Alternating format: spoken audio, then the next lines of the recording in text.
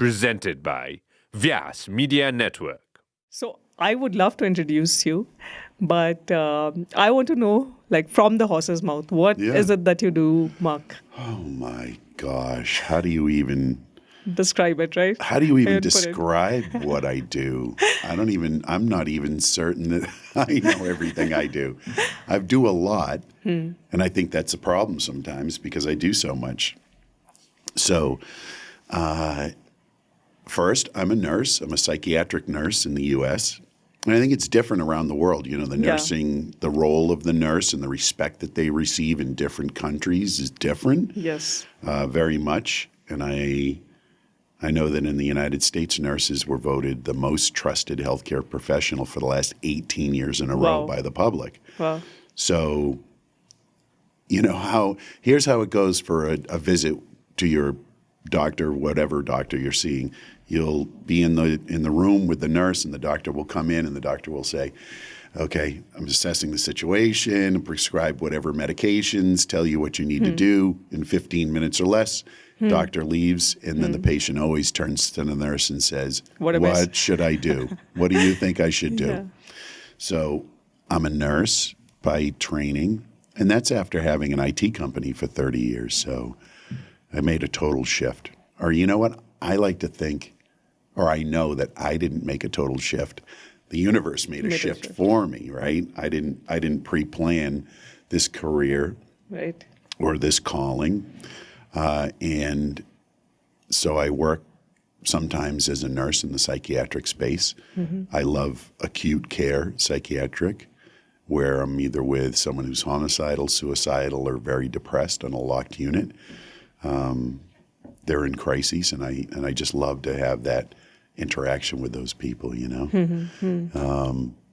So that's one of the things that I do. The other thing that I do that I love, that's the primary thing I think I am supposed to do in the universe, in the world, is I'm in the psychedelic medicine space, really with a psychiatric focus and a consciousness expansion focus. So I work with these sacred traditional medicines in helping people to really unwind the programming that they receive. Even before they enter this world, they have programming on board. So that's my goal in life. That's my passion. It's what I am here to do, is to help people get rid of that programming, or at least first identify it, then be able to work with it. So what do you mean when you say, like, programming that they have even before they enter the world? So we now know that when we are formed in the womb, you know, we have DNA from mom and from dad, and we have these genes that we inherit from both of them. Together it becomes who we are. We now know that within that DNA, within those genes, is encoded experiences from our ancestors. So, you know, we know that we get this handed down. Now, it makes sense because evolution takes millions of years to make a change in a species, right? Yeah. So that's not very efficient if you have to make a change very quickly that's going to keep a species alive into the next generation. So nature had this way of handing down direct experiences that your previous generations have had that may be good in helping you to survive as a species. So it was very quickly, generation after generation.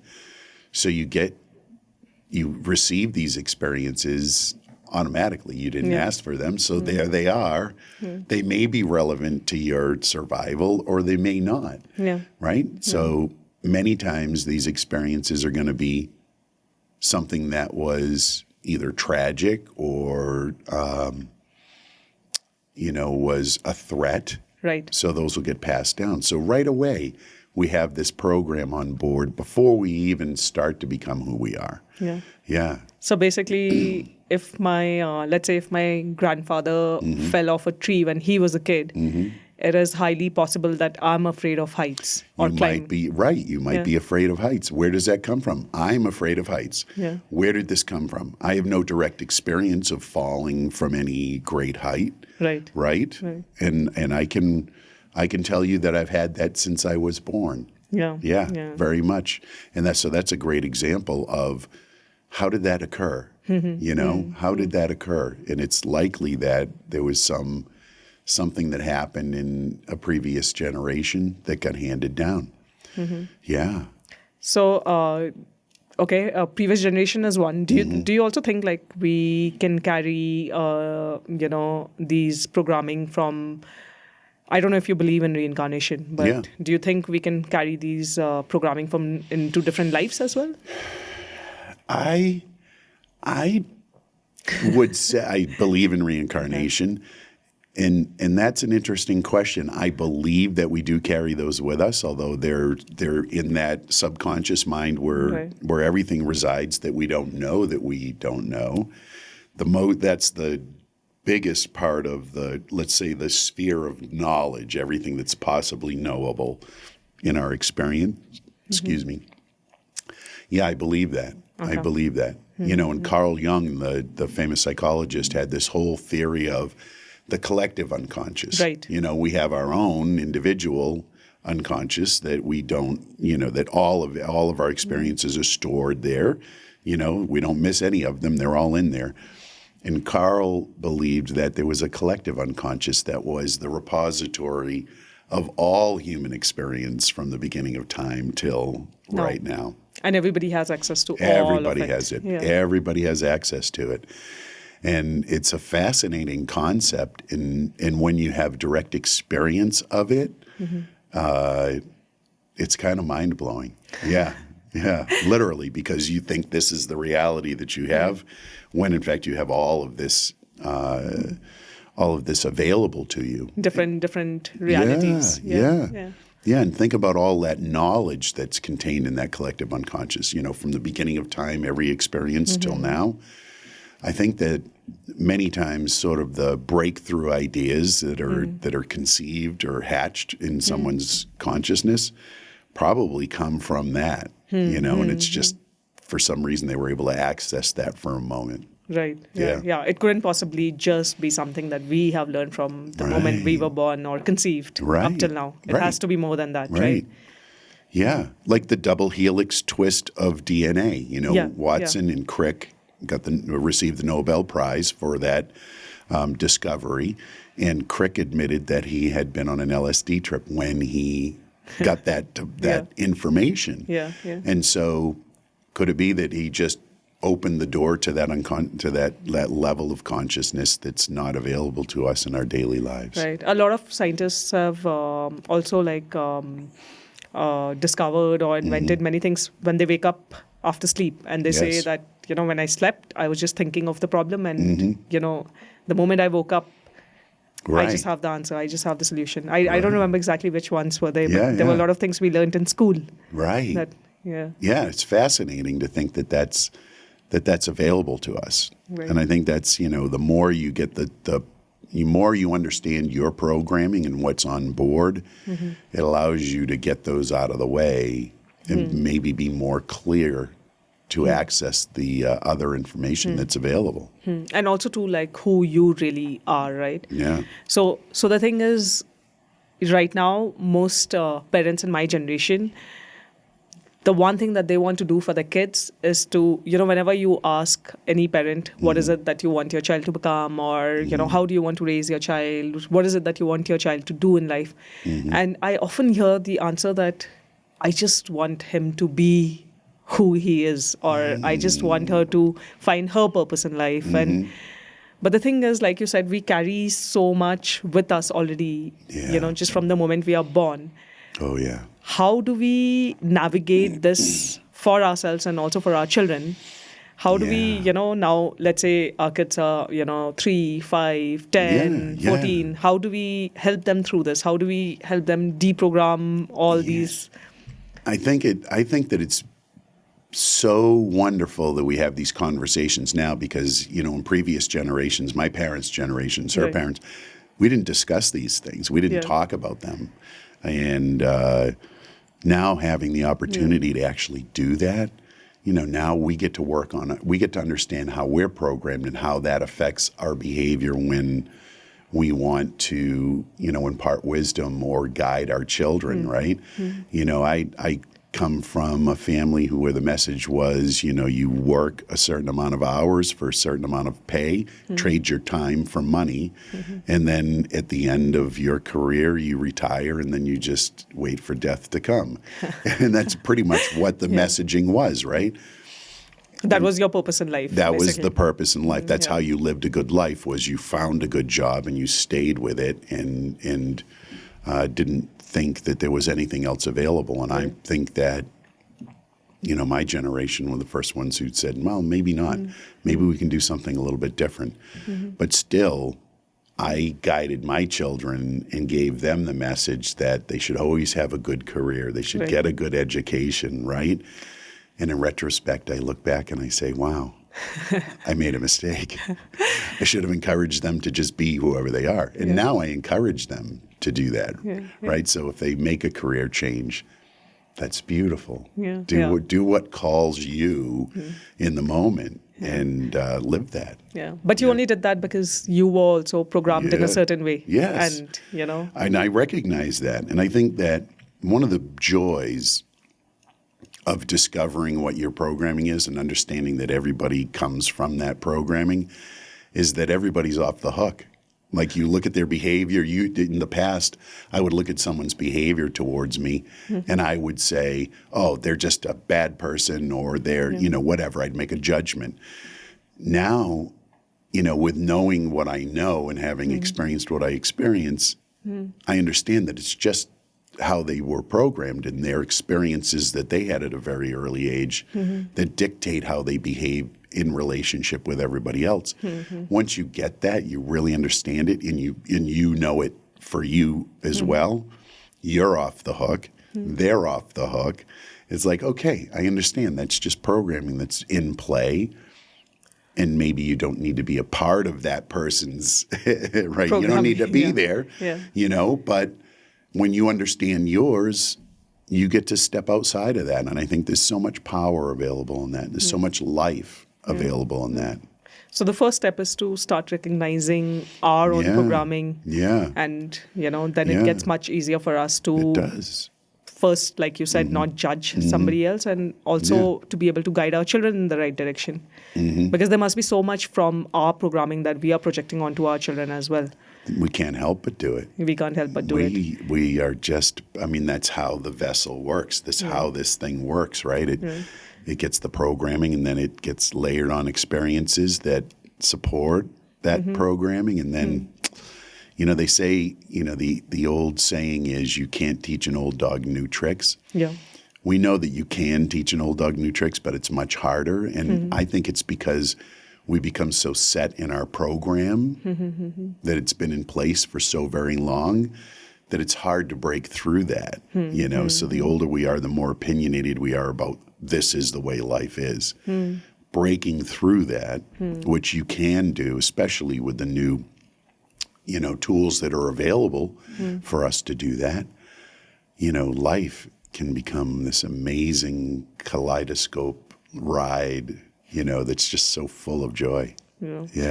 So what I had learned is that, when we are children during the first, let's say 7 or 8 years of our lives, we sort of start building an ego that helps protect us from, our environment or anything that's happening in our daily lives. It doesn't have to be something very serious that is happening or it doesn't have to be something intense, but it's just the way the body experiences it. So if we as children are experiencing something as intense or, on extreme emotions, then our body starts building, or our brain or we start building this ego.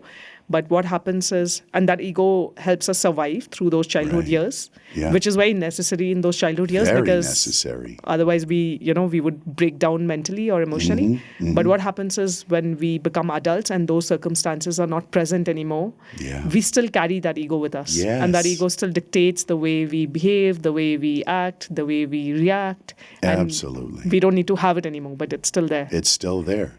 So it in the ego gets a bad reputation, right? But it does serve a very big function in keeping us alive. In that first 7-year period, we're in a theta brainwave state, right? We're in a hypnotic state pretty much. So any information that comes in, we don't analyze it. We don't look at good or bad, right or wrong. We just take it in as truth, and it gets lodged in our subconscious. And that's really where most of the programming occurs in that time frame. And it gets lodged in there. We don't know that it's there, but we have lessons that from things we've heard and experiences we have at that young age.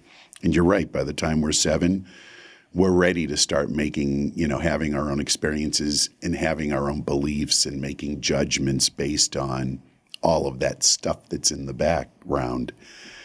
And yeah, the ego still stays in the way. And I see, when I see it, I've been on this tour doing breathwork events for very large entrepreneur groups. And, the type of breathwork that I've been leading is very, I don't want to call it psychedelic. It's very, how do I describe it? It brings you out of the ego. It's very transformative. Yes. Yeah. You come out of the ego and you enter this other space, right? This other reality, this other altered state of consciousness, I guess is what I'd say. But there's a moment in the breath work where the ego has to get out of the way. And there are some people who can do it, and there are some people who cannot, because of the rigidity of their ego construct. Like their walls are so strong that their ego wants to keep them so safe that it will not allow them to have this experience. And it's fascinating to watch. And I can almost look around the room just before we begin and know who's going to go and who won't, because the ones who don't are sitting there like this. They're already blocked off, right? It's that body language of, I'm not receiving what you're saying, or I'm safe inside this box. Yeah, so the ego starts feeling a threat, and then the body starts reacting in that way. Yeah. Wow. Automatically, without even any knowledge of, we almost always don't know that it's occurring. But that's what it is. And the moment you break through, that's when you start making new neural pathways, and you start, creating new ways of being for yourself. Right? Absolutely. Because when you break through that ego defense, you enter a space of being the subconscious is accessible, right? So the programming that is in play. Let's say you're having difficulties in a relationship, and you go into this breathwork session, you say, my intention is to discover what is in this relationship that's so challenging.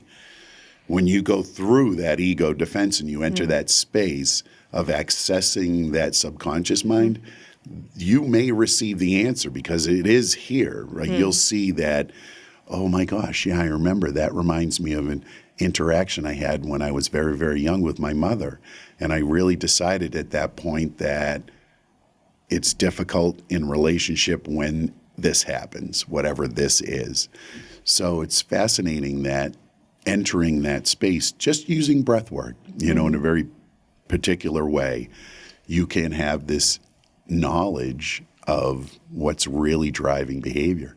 And it can be transformative, as you said. Yeah. Yeah, I've experienced that with you. So yes. Yes. Yeah. It's very powerful. Yeah, very, very powerful. I think that's one of the great joys that I have in doing this work is that having conversations with people afterwards when they say, what just happened? Like, where did I go? And let me tell you what happened. And they share these amazing stories.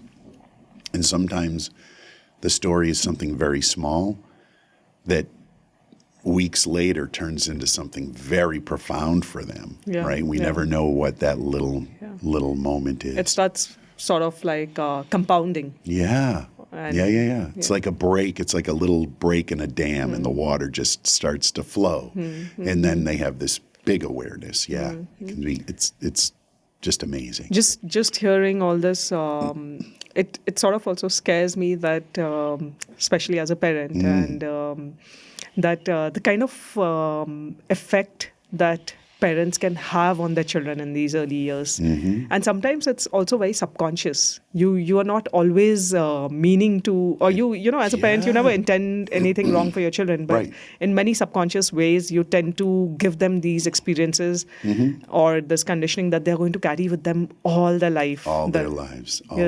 But we don't have... we have to let ourselves off the hook. It's just the programming we received. There's not much that we can do about that. And I guess we can say after the fact, okay, I recognize that I didn't do what I really wanted to do. Now, how do I help unravel that? How do I help my child to step outside of that? And I think that's the beauty of you and I having this conversation now, or being in the world today with the tools that we have available to help make that happen, because we have the awareness that we can step outside of that. So he doesn't necessarily have to live in that very long. We can deprogram it for them when they're at a young age itself.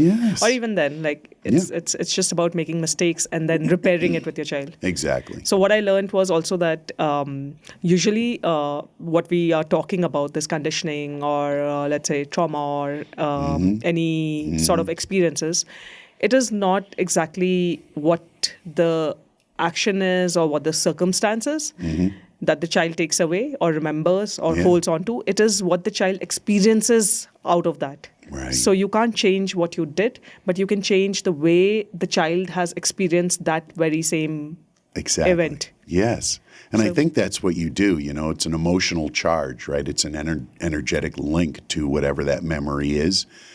And I think by resetting that, a lot of the work that I do is in the rebirthing area, with rebirthing breath work. The premise is that birth is your first traumatic event. Right. Even though you don't recall it in your conscious mind, it's there in your subconscious.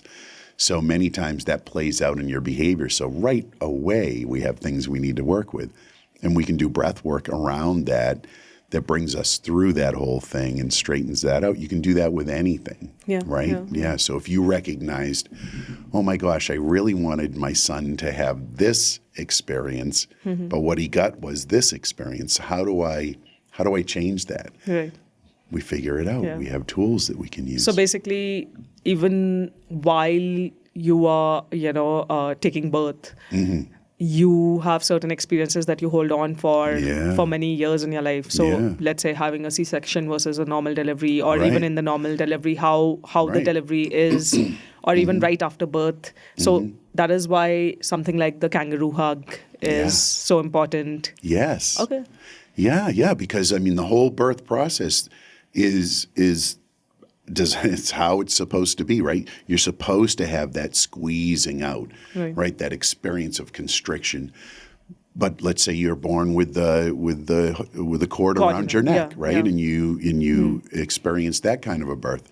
Well, that could translate into your life of always feeling constricted in everything that you do. You get to a point in any project or whatever, and then you feel constricted that you can't finish it.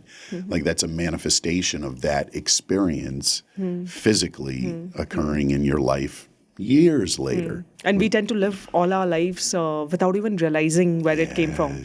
Yes. So it could be very important for parents to be aware of all this, like have more information on this, be more aware to be able to deprogram it for their children almost immediately. Right. Almost. Right. Yeah. It doesn't matter then it wouldn't matter, what they went through during birth, because that is not in our control. Right. So whether it is a C-section or whether it is a normal or even how it is, it's not in our control most of the time. Right. But what we can do is we can be aware and help our children deprogram it, right? Absolutely. If you think about it, we get a whole slew of things that happen in the womb.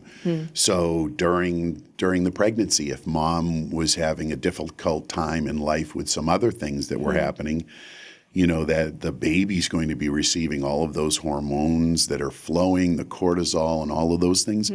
That's all programming, right? The baby feels that rush. And they'll come out and they'll have experiences that mimic that, right? So it's it's so deep, so complex, and so fascinating. But we don't have to make it as complex as we don't have to understand every fine detail. Right. We just understand that okay, this is how it occurs, and these are some of the tools that we can use to reprogram it, to bring it into alignment with how we want to live going forward. So breath work is definitely one of those tools that we can use. Yes.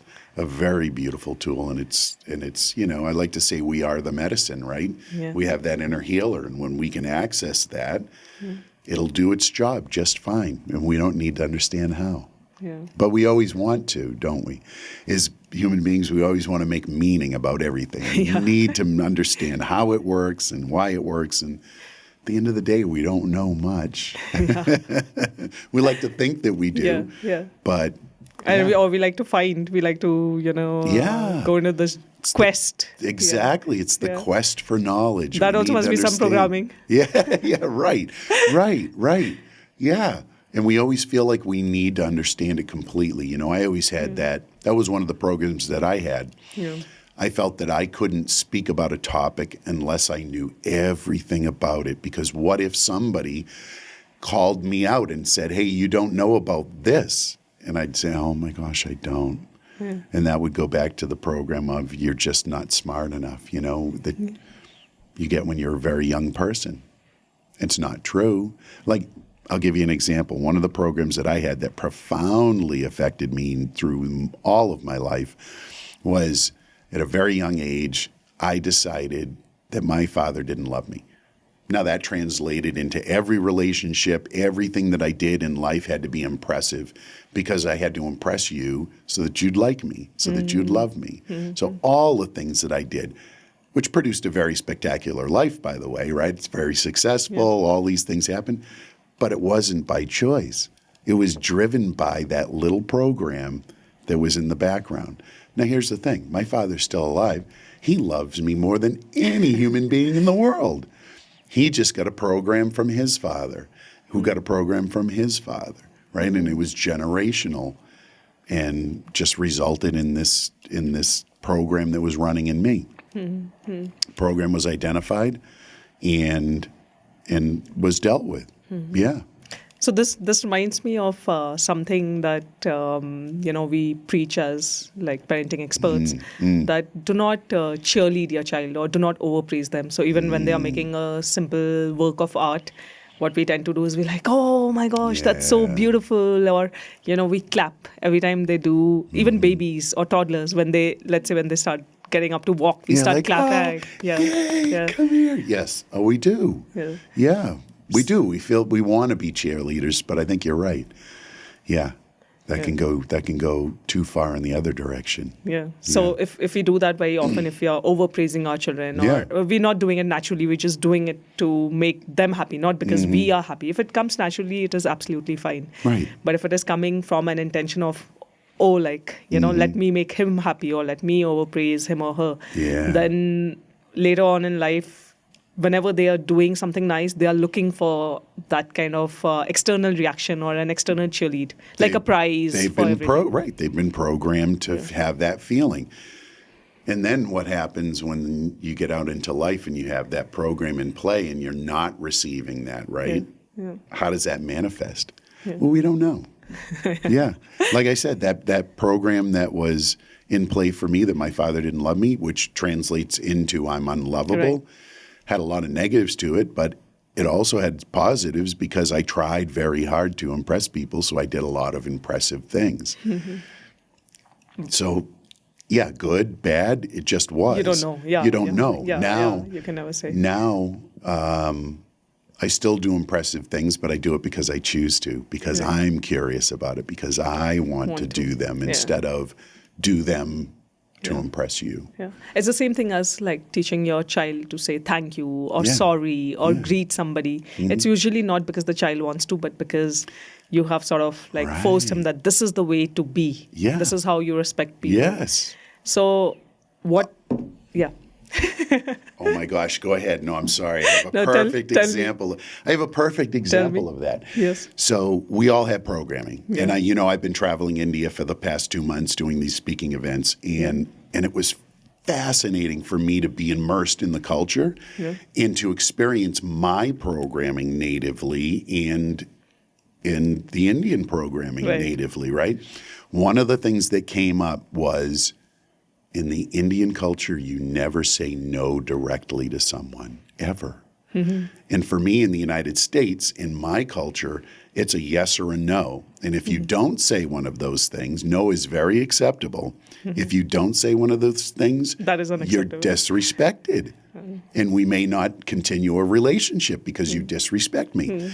So when I had a request early in this trip, I would make a request and then no answer would come for days at a time. I would say, well, I'm being disrespected. But then it occurred to me, and this is the beauty of working these for as long as, once you get practiced at seeing programs running and understanding how we're wired, you see them very quickly. And I quickly saw that feeling of disrespect was a program that was running for me. So I could let that go and I could be curious about why no answer.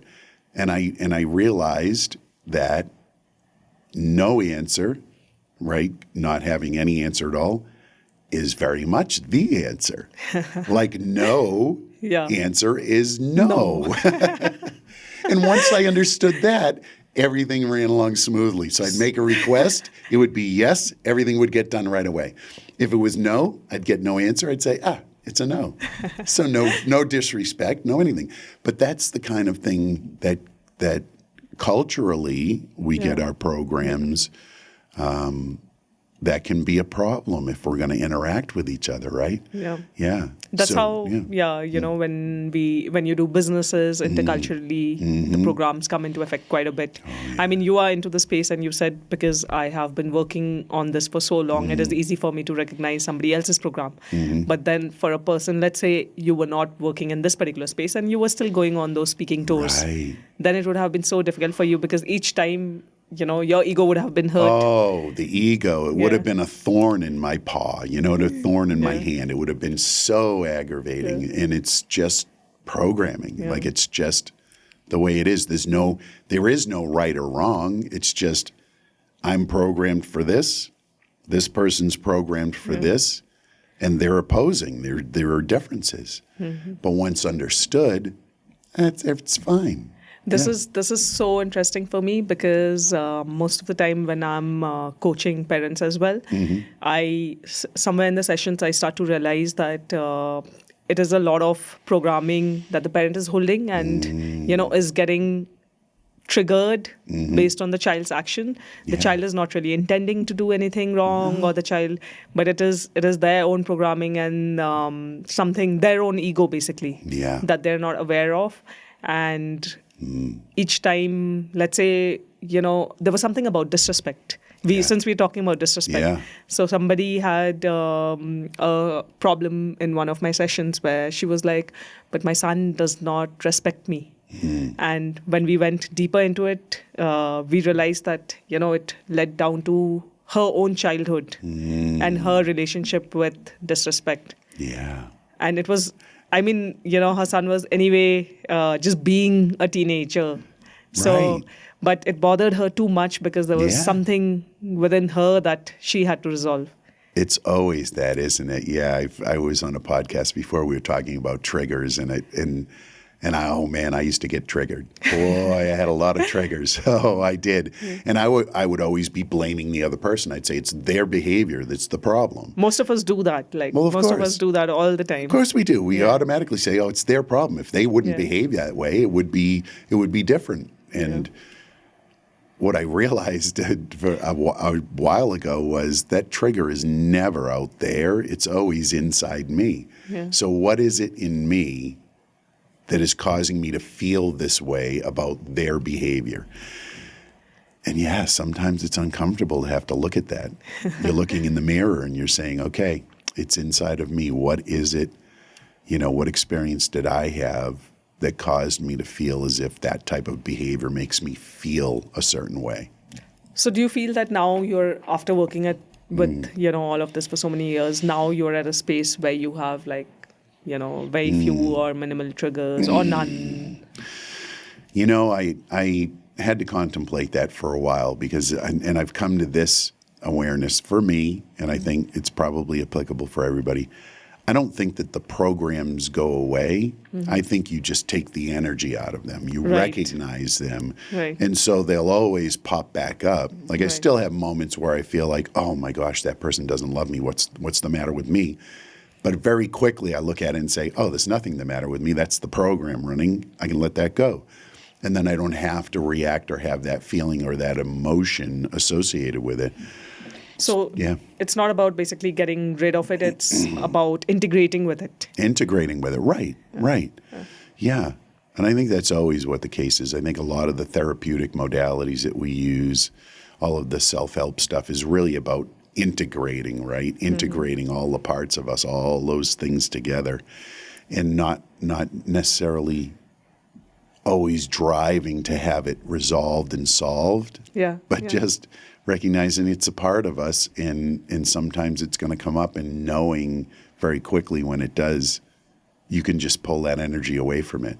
Right. Yeah, my friend Dandapani, an amazing Hindu priest, says, his guru taught him it's where awareness goes, energy flows.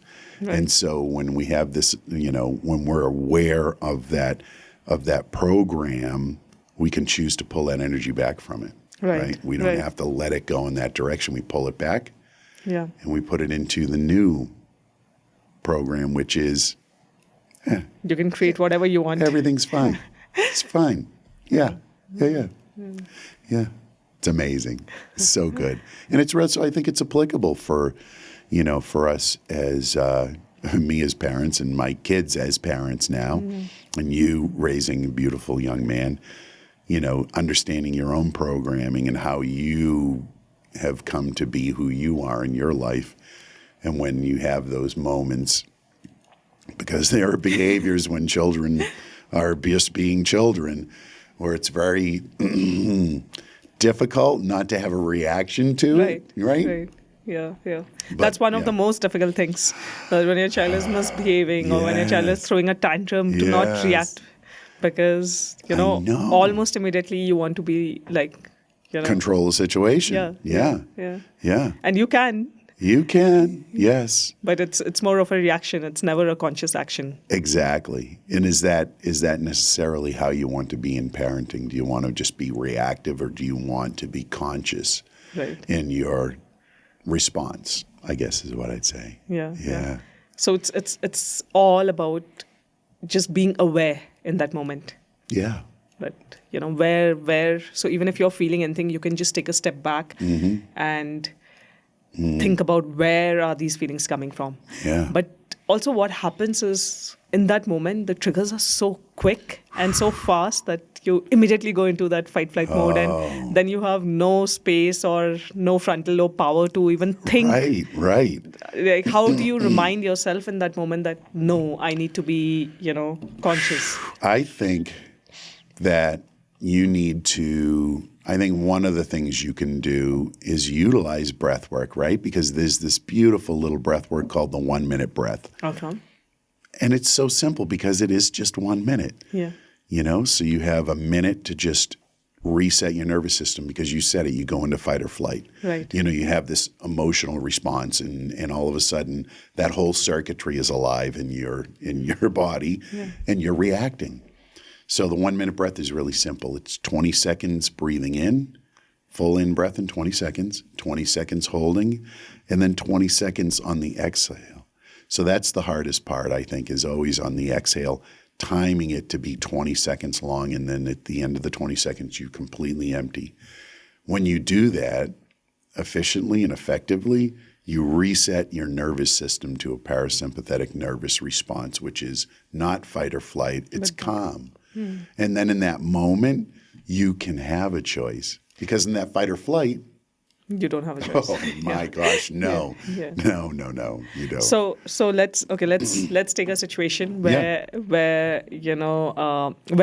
let's take a situation where your child has annoyed you for something, or let's not put it that way. The child is just being the child, and you are annoyed by the child over something. Your reaction is annoyance. Yes. Yeah. Your reaction is annoyance, and you can choose to just take a step back in that moment and do that little bit of a breath work. Yeah. But how do you remind yourself, even in that moment, that I don't have to react and I have to just...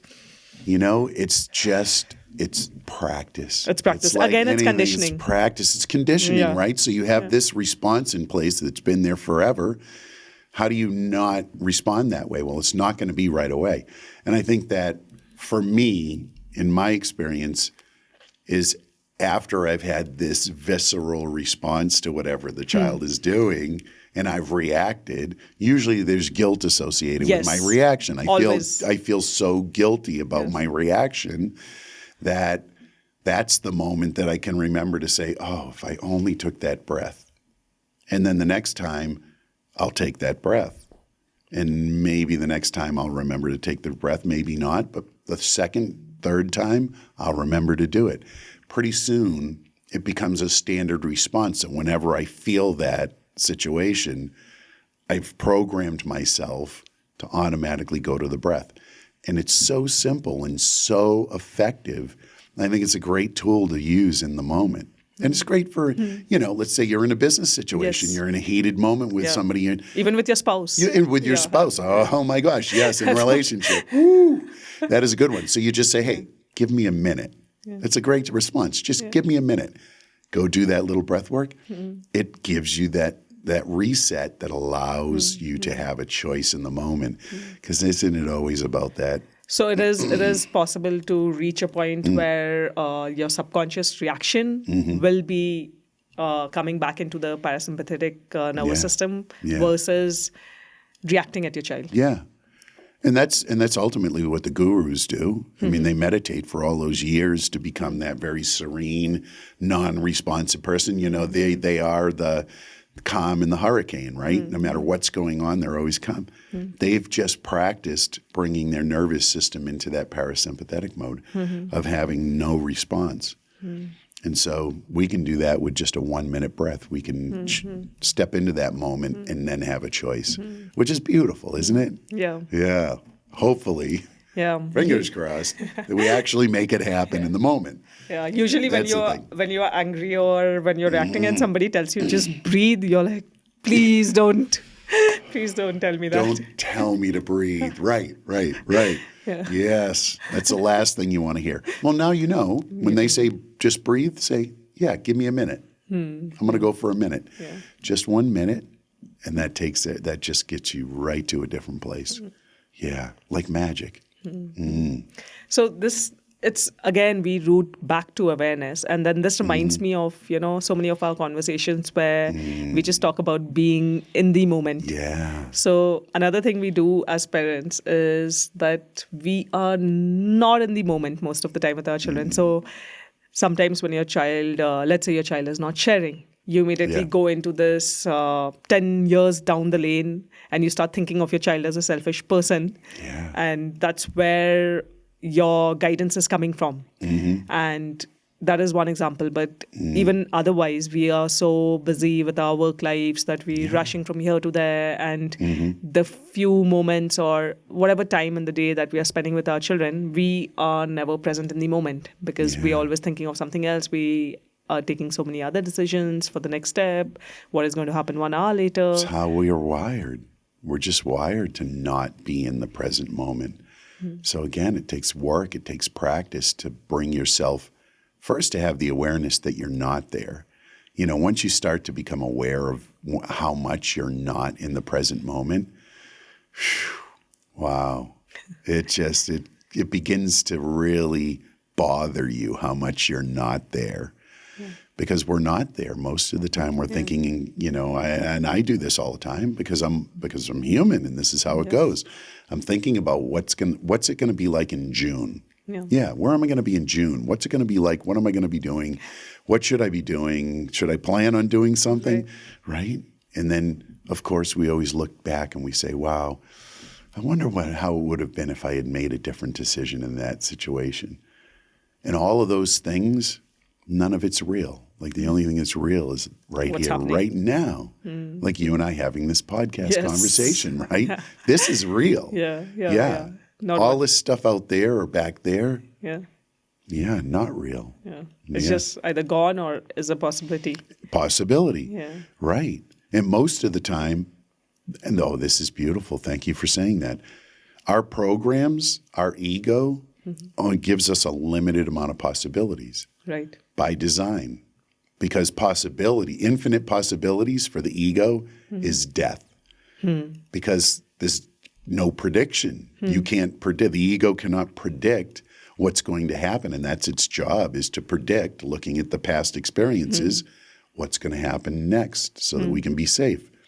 If you live in the right here, right now, in infinite possibilities that can unfold in every single moment, the ego has a problem with that. So that's practice, is getting that ego out of the way to live right here, right now, in the world of infinite possibilities. We don't know where this is going to go.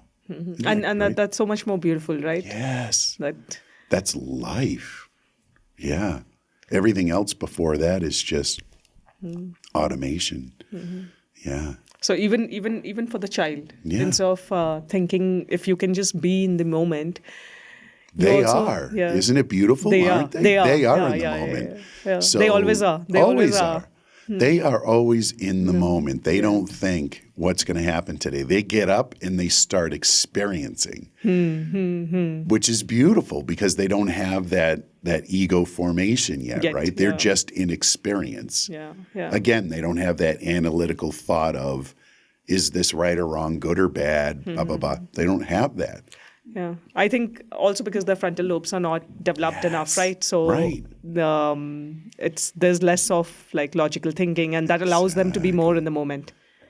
Oh, they have the best lives. That's how Fanciful biologically it is, right? Yeah. And then when we grow older, our frontal lobes come more into function. So do you think it's meant to be like that biologically? Maybe children are meant to be living in the moment, and maybe as adults we are not meant to be living in the moment? I think that, as a human vessel, as a human being, I think that's how it's designed, because that perpetuates the species onward, right?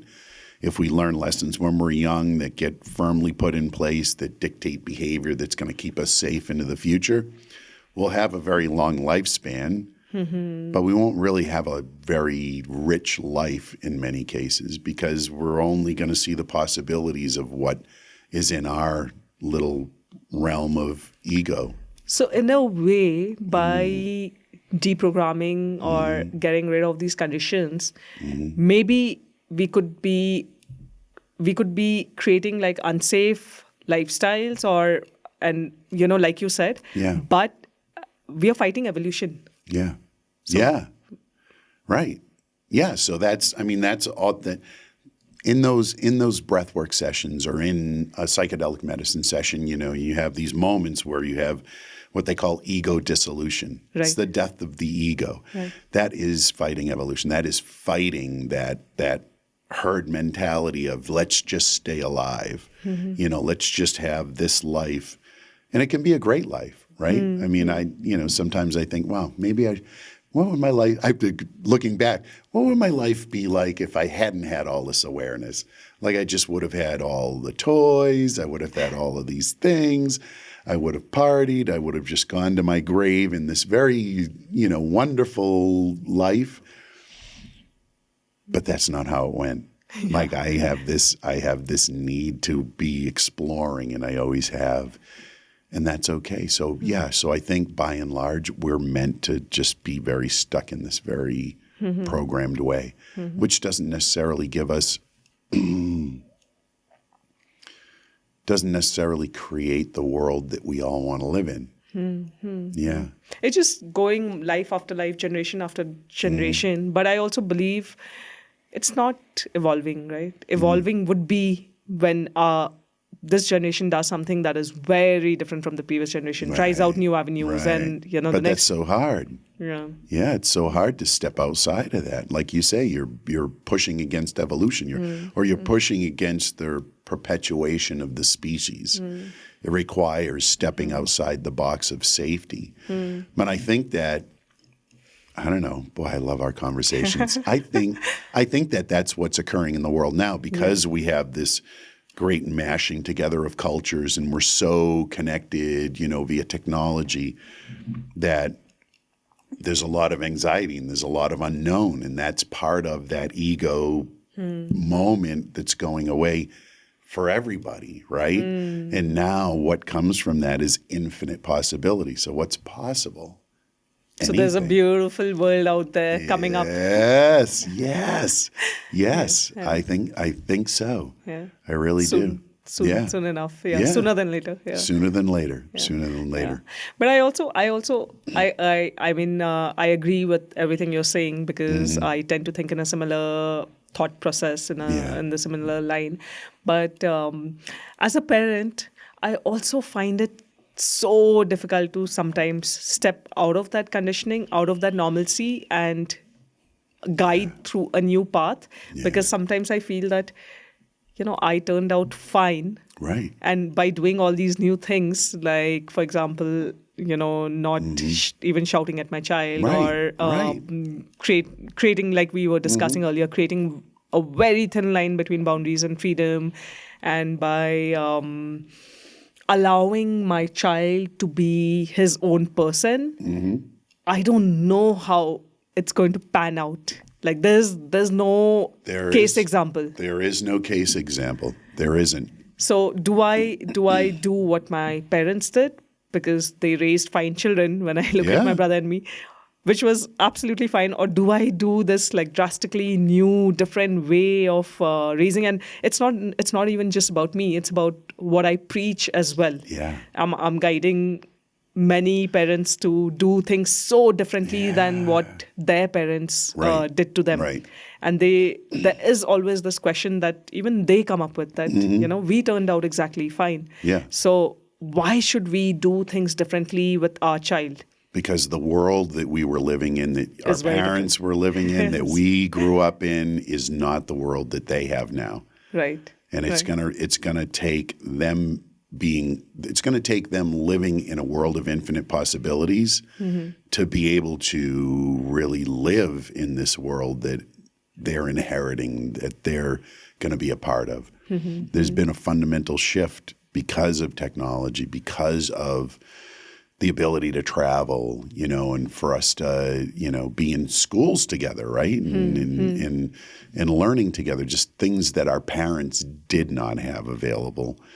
And we had part of it. This is just, I think, the normal, using that word, evolution of humanity to meet this new world that's being hatched. Being born. Then what about all the parents who are still following those old ways? Yeah. What about those kids? Well, those kids are going to live in whatever that construct is that they get, right? They're going to live in just those possibilities, and so it's going to be interesting to see. It's going to be interesting to see what happens. Yeah. Also, how this bunch of children and this bunch of children interacting with each other. Right. Because they are going to grow up together. They are going to grow up together, and I think there'll be a homogenization. There'll be a sort of a mixing of these children that have infinite possibilities and think just big things are available, and kids that are in this more structured, I would call not normal, but what is predominant. It'll be a mixing of those two, and hopefully they'll bring each other into like this equanimity, this space of like, okay, we're moving forward together. It'll be beautiful. Yeah. So powerful. Yeah. It's also interesting how just thinking about the future, and we were talking about how things are changing so fast, things are so different, and the world that our children are going to grow up in is going to be so different. Also sort of puts a pressure on parents to teach their children as much as possible. Yeah. Because they feel that, my child should know like 5 different languages as well. My child should know different sports. My child should know how to speak. My child should know how to draw. All these things. So what do you have to say about that? I think it's going to be much easier and much more important just to create create a human being who's able to address all of those things if they so choose to do that. Right. But it's more about how they view the world than it is about these skills that they're going to attain along the way. Right. I think that's much Right. more important Yeah. than learning 5 languages, which they may decide to learn 5 languages anyway. Yeah. But if they're in that mindset of anything's possible, they'll learn 5 languages. There won't be anything in the way of that. Yeah. So we can't predict what they will need 10 or 20 years from now. Right. So what we can do is raise children and teach them the skills to be able to learn, Yes. to have that attitude of, learning Right. or adapting to whatever the situation is or changing the situation as Right. per them. Resiliency, adaptability, I think, are the key things that are in play. Yeah. So creating that opportunity for them to address whatever it is that comes up. Because you're right. We cannot anticipate what the world's going to look like 20 years from now. So if we can't anticipate what that is, how can we plan what's best for our children to learn Right. to accommodate that? Right. We can't. We can't. So what we can do is make sure that they have the most capability to be able to deal with that. Right. Like a way of thinking, a way of being in the world that allows them to be adaptable and be able to meet these new, beautiful opportunities. Yeah. That's what we should be teaching in schools as well, right? Yeah, I think It should so. be a part of the curriculum. I think so, yeah. Rather than, tradition. I mean, the things that I learned in school, I don't know if they served me that well, It could have been a better school experience for sure. I went to public schools, and I think that it definitely could have been a better experience. Could have prepared me more. And there's a lot of unraveling that I needed to do from that experience, right? Yeah. To get to be open to all of the things that I've experienced. And you're still going to school. You're still learning so much more. Still going to school, and that's, I don't want to say it's a problem, but that's a situation, right? Because I'm going to be 62 on my next birthday. All of my peers, most of my peers have had careers. They've done what has been expected of them in society, and they're all retiring. And here I am. I'm starting again. Like I'm starting this new thing. So I have more in common with somebody who's 30 than I do with somebody who's 62. But somebody who's 30 looks at me and says, "Oh, there's that old man. He can't possibly understand what I'm going through." Like, yeah. So I'm in this weird space, and it's so beautiful. It's so beautiful, and I'm excited. Yeah, I'll graduate in the end of next year. Isn't that wild? Yeah. What do you think? We were talking about this, that building helping children build resiliency, being more resilient, being open to learning. What do you think happened, or where did you learn? At what point in your childhood did you learn to be able to do that now, today? Because you saying you turning 62 and you're still like so eager to learn. I am. So it must have been. There must have been something that would be interesting to know. Yeah. That was influenced directly by a friend of my father's. My father didn't have a lot of friends that he would bring home. Right. He had one friend that he would bring home, and he was a lifelong bachelor, and he unfortunately died in his 50s of a heart attack. But he was just part of our family. He became like an uncle. He became my uncle, and he was the one who sparked my curiosity. I started playing the violin when I was in 4th grade. So what is that, like 6, 7 years old? No, that's 8 or 9. I started to play the violin. Nobody in my family ever had played the violin, and they weren't very supportive, or that my mother was supportive.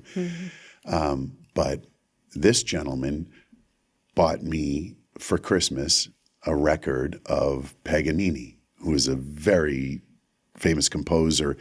And the violin was just so beautiful. He did many things like that to plant a seed. Right. And that really sparked my curiosity. And so from that age, I just became curious. Yeah. And I always have wanted to learn. And my experience in running an IT company for 30 years, right? I launched it right in the beginning of the computer, like PC computers, when Bill Gates and Microsoft were just getting off the ground. So every 2 years I had to reinvent the company because technology would was change. changing, yeah. So I had to get very good at what's the next thing we need to learn? What's the next thing we need to learn? Right. So now I'm just programmed, right? Talk about programming. I'm programmed To learn. the next thing. Like what's the next thing that's coming? So here we are. Yeah. Yeah. Yeah. So programs can be positive, negative. They can be both at the same time. Yeah. It's understanding what's in play and how it affects you. I guess it comes down to this. Do you have a choice in a moment? Like the behavior that you're displaying, the emotions that you're feeling in those moments, do you have a choice in that? Or is it just automation? And that's the difference between knowing what the programming is that you received and having worked with it and being able to turn it on and off. That's the key, I think, is having the choice in the moment. Because you get to choose life. You get to choose your life, not the programming from generations, from grandparents, parents, society. You get to choose. And if you choose what society wants for you, good. You've made a choice, but you made the choice. And I think that's the same for children, is if we can help them to be able to live in the moment and have a choice, have a say about what their life is going to be like, and not have it dictated by society and the programs, well, it's beautiful. And the best part is that the more you do it, they're just going to mirror it and automatically learn that that's the only way of reacting, or that's the only way of doing things. If they hear that conversation that you have all the time, it's beautiful, because that's going to become the program that they have. And a program of living in the moment, unlimited possibilities, infinite possibilities, that's a great program. That creates a life. So that is one of the things we could add to when we said that we want to teach children resiliency and we want to teach them adaptability. We want to teach them how to learn new things. So just programming themselves to open themselves to infinite possibilities. To be able to expect anything. And it's true. It really is true. If I look back over the course of my life and I look at moments, how did we end up here? Right? It was a sequence of events over the whole course of my life that just came together and brought me to this moment, which is just magnificent, where we have this conversation in Kathmandu in 2024 about how do we help our children to have the best lives ever. Because that's what we want. We want our children to have the best lives that they can possibly have. I want that for my children. And they're adults. And I still want that for them, right? Never ends. It never ends. Never ends. But it's also so amazing to be learning all this from people like you who have studied so much in the field, who have worked so much in the field, who have experienced so much, and now we can apply whatever we learn from you. We can already start applying into our lives.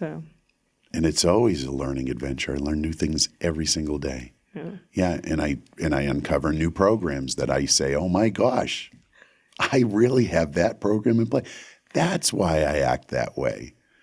Like when my father and I play cards and he wins the hand, I still feel a certain way about that. And I have to laugh and say, oh my gosh, that goes back to when I was a little kid and I always wanted to win. So we always learn new things. So the first step is being aware, and then the second step is sort of integrating with the program.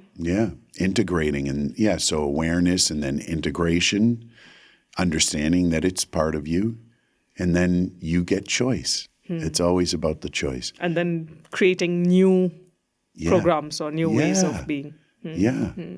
So I guess, like in the unlovable one, the new program that was in place is I'm totally lovable. I love me. At the root of it, it's I love me. Yeah. Because that's what was not available when that program was running, was me loving me. Yeah. So do you think affirmations help with this?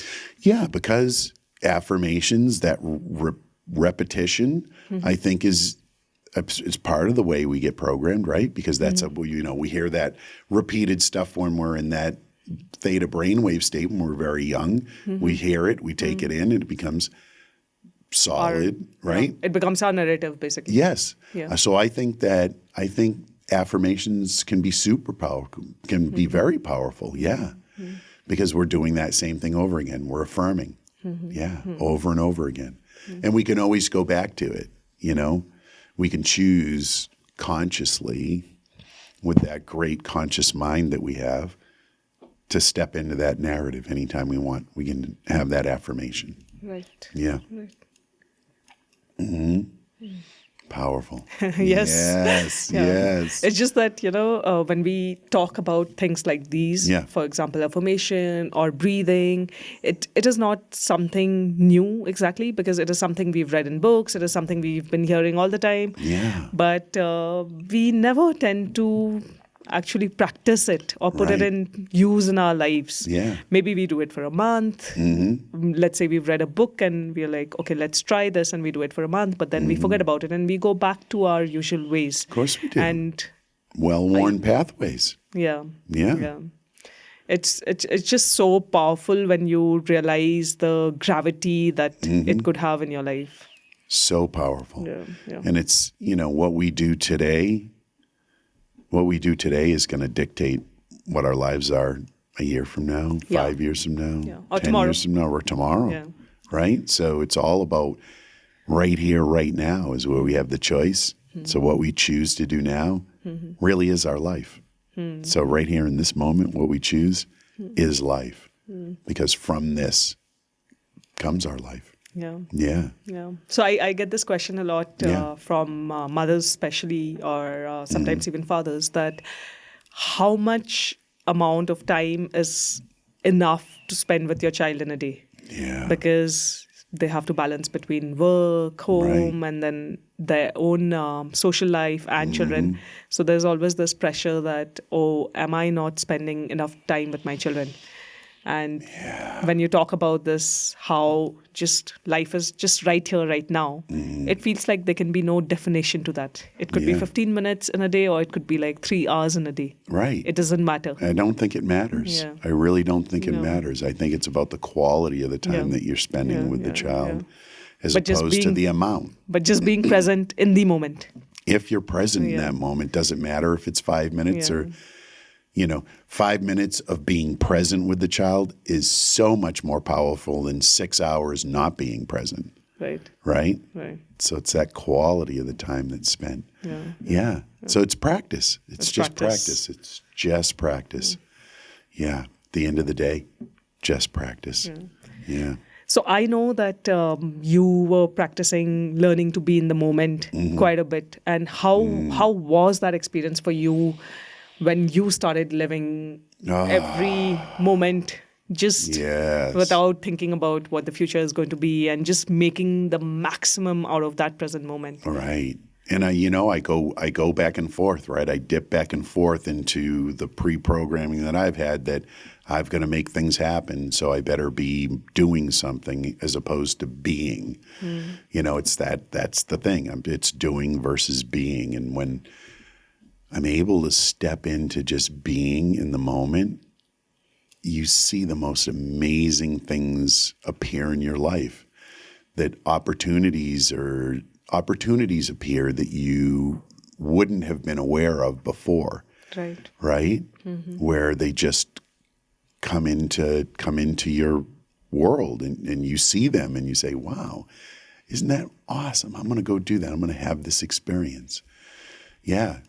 And being able to be in the moment and have experiences, like many times I find that now I don't bring my camera out as much and to photograph all these experiences that I'm having. I'm just having the experiences, right? And being in the moment of having that experience, especially in relationship with other people. That's the beauty, right? When you can be present with someone and be with them, is so much different than just, oh, what are we going to do tonight? Yeah. If there's anything we need to start practicing as parents today, it would be by just being in the moment with our children. Yes. Yeah. Yeah. You've got to practice being in the moment. I know. Because you have to be well versed in being in the moment to go be in the moment with your children, because then they're going to do things that trigger you, and then you're out of the moment. Like you're not, you're triggered and reacting from whatever past programs you have. So it makes it difficult. Yeah. There are, let me say this, there are places and experiences in your life where it's much easier to be in the moment than with your children. That's very true. That's very true. Yes. So even while I was learning from my mentors, any strategy or any tools that they gave me to practice, they said, first practice it with your friends, then practice it with your spouse, and then go and do it with your children. Yes. Because Because your children can trigger you in ways that nobody else in life can. Yeah. Or That is again, so let true. me reframe that. You get triggered by your children in ways that you do not get by Right. anybody else. Yeah. Exactly. Yes, that is so true. Even to this day. Yeah. Even to this moment with my children, there are things that they can do that their behaviors will trigger in me something, and then I'm not in the moment anymore. Like I am back, whatever that experience was for me. Yeah. And it's practice to just bring it right back into the moment and just laugh about how funny we are. And I also like how, the other day you said it so beautifully that it's never this way. It's like a wave. It's always you go like in and out. So you You do not do. expect too much out of yourself also, like No. setting over expectations for yourself as a parent or as a person. We do that Yeah. so much, don't Yeah. we? We set these high expectations always for ourselves. Yeah. We're very much more lenient with other people, Yes. but for ourselves, we are very, very rigid in our expectations. And it goes back to what we talked about in the beginning. It's like everybody's off the hook. Like we're programmed to be the way we are. So we can have grace with ourselves first and say, oh, it's just a program. Okay. All right. Now I can choose to do something different. Always practice. That's exactly what it is. It's like anything you want to get good at, right? Yeah. Sport, musical instrument, yoga, meditation, breath work. Practice. Yeah. Yeah. So Program. even being a parent, just Yes, practice. practice. Absolutely. Yeah. The other day, a teenager told me that when my mom sometimes reacts or says something that I don't like about her, I don't feel so bad because I think that this is the first time she's also doing it. Yes. Yeah. Oh my gosh. I had my first born at 20 years old, 21. I think I just turned 21. We grew up together. Like I was just a kid. So parenting over that course of time, I was just a kid. There was no manual. They did not teach that course in school. Yeah. Right? Yeah. They didn't They teach. should, right? They should. Yeah. Absolutely. They should give you some heads up for sure.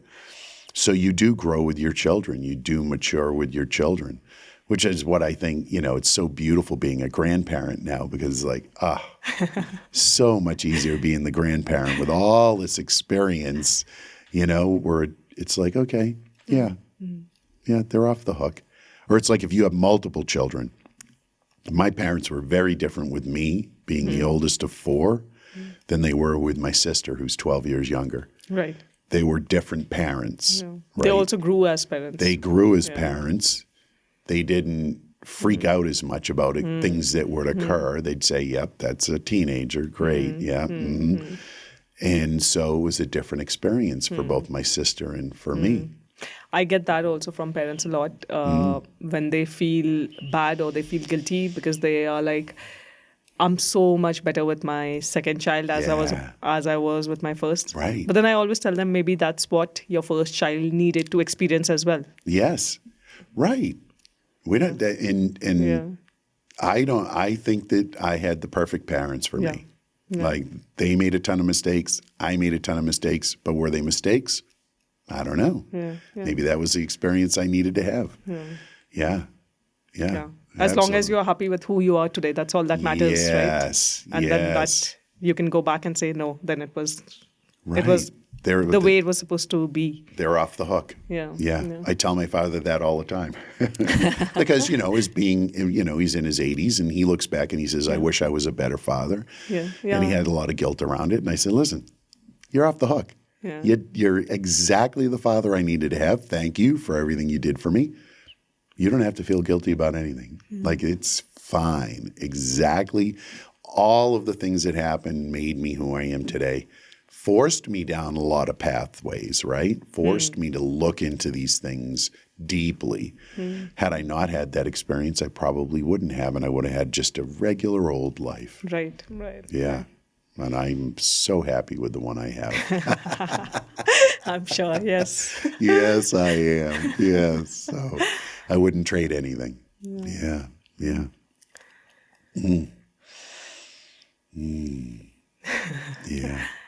Thank you so much, Mark, for the beautiful conversation.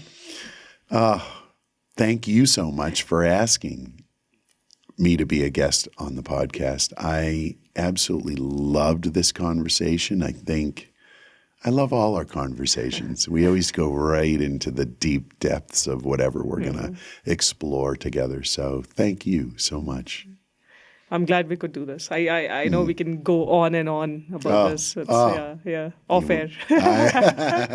That's right, folks. We're going to do this off air because we really could go for days. Yes. Yeah. So true. Thanks. Thanks.